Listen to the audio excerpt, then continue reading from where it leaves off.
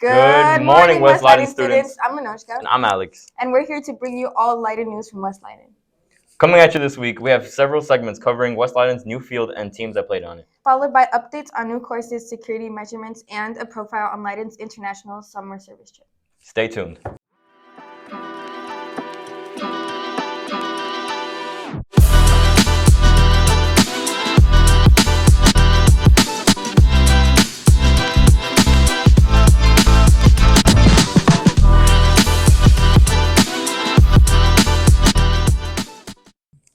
Whirler School has just finished their first safety trip of the year. The drills practiced during the week meet state requirements and help Leiden students and staff know what to expect if an emergency arises. I hope that went well for everyone. There's a new opportunity for bilingual students. Parents' meetings begin in September to provide them with resources, information, and support needed to help their students succeed academically. That's amazing. Did you know about the new team here at Leiden? The new girls flag football team played in their first game as they joined the Illinois High School Association as a sanctioned sport for the fall season.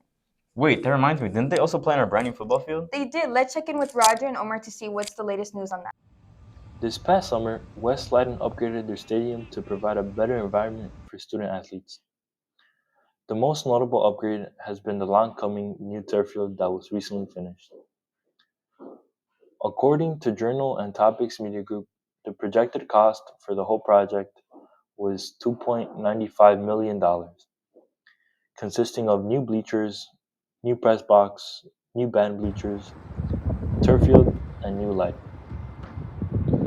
Rick Mason, our athletic director for 8 years now, was one of many who played a big part in getting this done.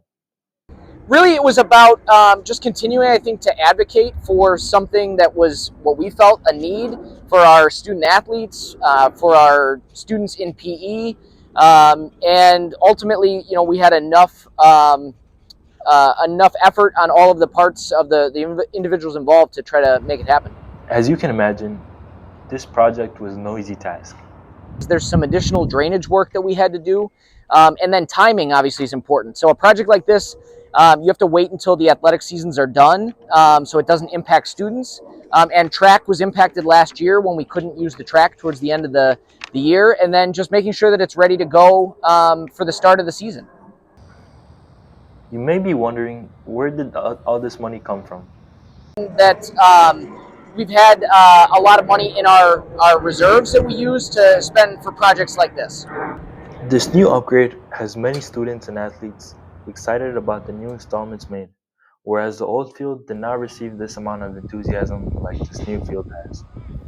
Like many student athletes, senior soccer player Jonathan Guerrero has expressed his enthusiasm for the turf field. Here's what he had to say. I was really excited because, playing on the grass field it wasn't bad, but it wasn't as fun as it is now with the turf field. It makes the school look nicer. Definitely when you walk back there, you're like, wow, the field looks bigger. Just the athletes, they're able to play on it and feel happy to be there. While several factors motivated this upgrade, a key reason for the surface change was to provide student athletes with top quality facilities to support their success. I think just really making sure that we had facilities that are first class for our student athletes and for our students. Seeing other schools have access to these types of facilities, we wanted to make sure that Leiden students did as well. This is indeed also one of the main reasons why students have supported this change. Definitely, as a program, we're able to match other schools that have turf fields. So we were really outdated with the grass one, and because every school that we go to now, they have a turf field. We play on the turf stadium, so we're able to better prepare for other schools we play. Although some may have considered our grass field as the home field advantage, they are willing to let that go and embrace this new upgrade. For WLTV, Omar Perez, Rogelio Herrera, Junior Gomez, and Lucas Latiker. Hi guys, welcome to girls flag football practice.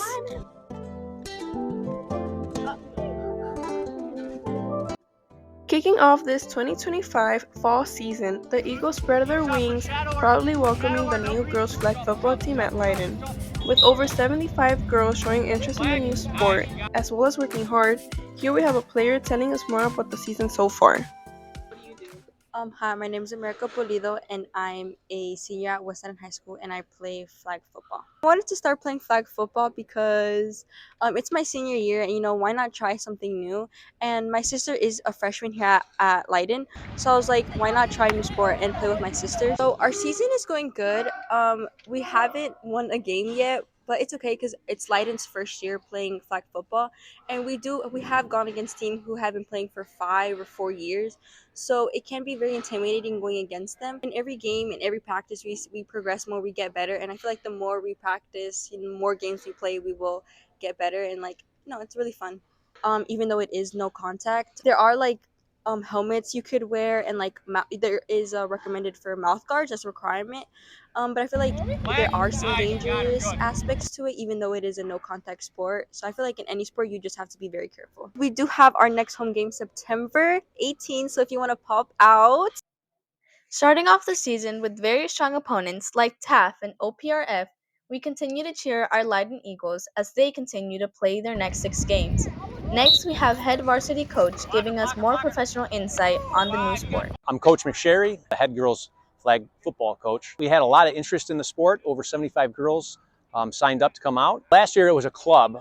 Myself and Coach Ibrahimi were the club sponsors for it. Now it's transitioned to an actual IHSA sport. Right now we have 3 coaches, so it's been a little bit challenging managing all those girls. We're looking to maybe have a little bit, we only have 2 levels right now. We'd like to see another level probably get added so we can provide more opportunities, more field space as well. Right now we share the facility space with some of the other programs. Right now, it's kind of a learning process. The next couple of years we can start picking things up and catch up with those teams in the area that have been around, for those 4 or 5 years so far. This season it's a journey, it's not a sprint. So we're looking just to see some good progress. Running offensive plays better, being in the right position defensively, and we're getting there. So if there's anybody in the district that has flag football experience or is interested in coaching flag football, please reach out. We're looking for all the help that we can get right now, and I think you're going to have an enjoyable experience. It's been a lot of fun. Thank you, Coach McSherry and America, for your time. As a new sport at Leiden, flag football has high potential to be a fan favorite. We hope to see you at the next home game. For WLTV, this is Victoria Marcos. Marely Cano. Victoria Nevares. Stay tuned for more girls Leiden flag football. Wow, that was really cool to see our girls putting in work on that field. Go Eagles! Yeah, real nice job, girls, and that field looks really good now. Have you guys also heard what else Leiden added to our school? I've seen these blue and green alarms. What is up with that? That's the new Blue Point system from Leiden, but that's not all Leiden has just added this year. Leiden also added a new feature to driver's ed, so be careful. We have some new driving Eagles on the road. Let's head over to Nathan to check it out. At the beginning of this school year, Leiden implemented new safety systems throughout the building. Located in each hallway and classroom are the new Blue Point systems for emergency situations requiring police and medical. These new systems are intended to give staff, students, and parents peace of mind knowing that emergency services are accessible in case of any situation. To learn more, we spoke with Mr. Sheros, Leiden's Chief Financial Officer, about the implementation of the Blue Point system in our schools. I think the biggest thing is, you turn on the news and unfortunately you'll find, a sad story of something horrible happening in a school. There is no place in the city of Northlake where there's more people on a day-to-day basis than West Leiden High School. Protecting a mass amount of people is something that I think the district feels is our obligation. As Mr. Sheros mentioned, this system is meant to shave down seconds where it really matters. Additional to the increased accessibility, the implementation of the Blue Point stations have other features that can help significantly. Officer Pozzoli, West Leiden School Resource Officer, shares a little more of his experience with the new system. The great thing about this system is there's a pull station in every classroom, right? So if somebody sees something that other people might not see, you activate that instantly. You're getting a message sent to the police department and sent to staff members in the building that something's going on, and that's when you can shelter in place. The Blue Point system is designed to close the communication gap between callers and emergency responders, enabling near instantaneous response times. Representing a significant upgrade from the previous security measures, Blue Point introduces advanced technology and streamlined procedures. As part of a new program, Officer Pasoli and other local officers received an updated training on how to respond once the system is initiated. The training that we just had with it, I loved it. I got an instant text message telling me exactly where they pulled the alarm. So, in my mind, like, okay, that's exactly where I gotta go, which was really nice. Because when serious situations happen like that, now this gives me an exact location of where it happened. And not only that, my guys all got the message at the same time, my other officers, and they'll be here like that. With the Blue Point systems now in place at Leiden, both staff and students have an extra layer of safety and security. While everyone hopes these systems never have to be used, their presence provides reassurance that if an emergency does one day occur, help can arrive faster than ever before. At the end of the day, the goal is simple: keeping our school community safe so students can focus on what truly matters most, learning and growing in Leiden. Starting this school year, Leiden High School students enrolled in driver's ed will get to experience being on the road to fulfill their behind-the-wheel requirements. According to the article Driven to Drive, the essence of driver's ed behind-the-wheel training lies in its emphasis on practical experience, which in Illinois, teen drivers under 18 must complete 6 hours of professional behind-the-wheel instruction. Yvette Martinez, a sophomore enrolled in driver's ed, states that this new program has provided her a great experience and has satisfied her needs. Here she shares a small portion of her views and opinions with us. My name is Yvette Martinez, and I am a sophomore at West Leiden. So before driver's ed even started, we had to come to the school. They gave us a whole presentation, and we had to take it was like a little test, 30 questions, just basically about if you know the road and just stuff like that. And I passed it on my first try. So then I don't no study or nothing. I passed it on my first try. And then eventually when class started, every 3 days we switch. So you are either in the classroom or you're either in the car. It really depends as well on the schedule if you are just observing or if you are having 20 minutes of driving time. You need 6 hours in the car with a teacher supervising you, and then you need 30 hours in the classroom learning all the signs and just everything that you need to know. It's good. It's pretty fun. According to the National Library of Medicine, to improve road safety, it appears necessary to change the method or content of driving education, since the current approaches to driving education do not reduce traffic crashes or injuries.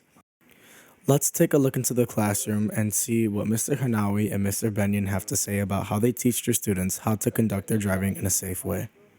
So in the classrooms, the rules of the road, right? Yeah. And some ideas of how, or the theory of driving, right? And then the actual driving is the field experience, just like science class, right? You may talk about an experiment and say this, if you add another hydrogen, then makes water, right? And then you have the lab where you actually do it. So now this offers that opportunity to actually have the lab. The other thing that goes on is we teach them how to drive. Yeah. Right. Both Yvette Martinez and the driver's ed instructors agree that this program is beneficial to students and parents in terms of both cost and accessibility. Well, it's very beneficial for the parents that they don't have to spend they don't have to find a time where they have to drive you to the DMV or pay a very expensive fee. And here in the school, you do it during school hours, so you still are in that same schedule, and then you don't pay as much. So that's very beneficial. Behind the wheel was only during the summer, so now we have it during the school year. It helps to build that in, right? So these students just started today. By the time the school year's over, if they get all their hours, all their minutes, they'll be getting their driver's license. Mm-hmm. The new driver's ed program has made a positive impact on students and their families. Along with the convenience of being behind the wheel during school, we now save time, money, and resources by implementing behind the wheel during school hours. Let's just hope that no delinquent eagles decide to mess with any of those alarms. The consequences are brutal. And for the driver's ed, I wish our seniors could have done that too. I agree, but we still have a lot of clubs we should participate in. Speaking of clubs, didn't the service club take a trip to Thailand? I wonder how that went. Actually, let's find out. Let's pass it over to Michelle. West Leiden students don't just serve inside their community. Sometimes they take their good works across the globe. Over the summer, Leiden Service Club traveled all the way to Thailand for a unique project that combined service, sustainability, and cultural exchange. One of the students was Antonia Seminska, a member of the service club here at West Leiden. She spent part of her summer with children in Thailand, working towards creating a sustainable mushroom farm that will support their school's needs while also learning about the country's unique culture along the way. So my name is Antonia Seminska, and I'm a student at West Leiden. Antonina explained what students did while they were there. So in Thailand, the service we did was the main portion of it was we were at this camp type thing, I guess, for 3 to 4 days, and we worked with a school of kids that struggle with a lot of food insecurity, and we basically worked on providing them with a constant food source through farming these mushrooms, which had a lot of vitamins and were just something that they could work on after we leave. So we helped make the growing pens for them, and then all the harvesting, we kind of taught them how to do it. So that was the main event. And then the smaller thing, which was a one-day activity that we did, was we helped at an elephant sanctuary. So we cut up sugarcane for the elephants, and then we also prepared vitamins for the elephants. And we got to walk around, which was very cool, and see where they live and all that kind of stuff. She also shared what it was like to experience Thailand's culture firsthand. Antonina also talked about how trying new foods and activities in Thailand has led her to become more open to new experiences and helped her independence grow. Service Club co-sponsor Miss Orozco helps organize trips and select qualified students to attend. Here she explains the type of students that they look for when choosing and who to bring on to the trip. First off, people who want to give back and do service, because that's the whole point of our trip, right? We go to another country to help the people who live there. So that's number one, their commitment to service. And then the other things, just being a good student, good attendance, strive for 95, having good grades, things like that, not getting in trouble with the deans. We already started preparing for it because it's a lot of components that go into it, but we will probably go on this trip in June, just like we did last year, early June. I think if you have the opportunity to have any trip like this through school or outside of school, you should take it. I know it's hard, but look past the fears that you might have or the doubts you might have and just try and make the best of that experience. Our first service club meeting is the 17th, so come hear about service club and our unveiling of where we're going this year. From practicing sustainable farming to exploring a new culture, the Service Club's journey to Thailand gave West Leiden students the chance to learn, grow, and give back in powerful ways. This is just one example of how students are taking their service work beyond their school and out into the world. All right, y'all. That's it for this week. I hope you enjoyed our latest Leiden news on what's new and improved. I'm Alex. I'm Lenojka, and we hope you have an amazing week. Go Eagles!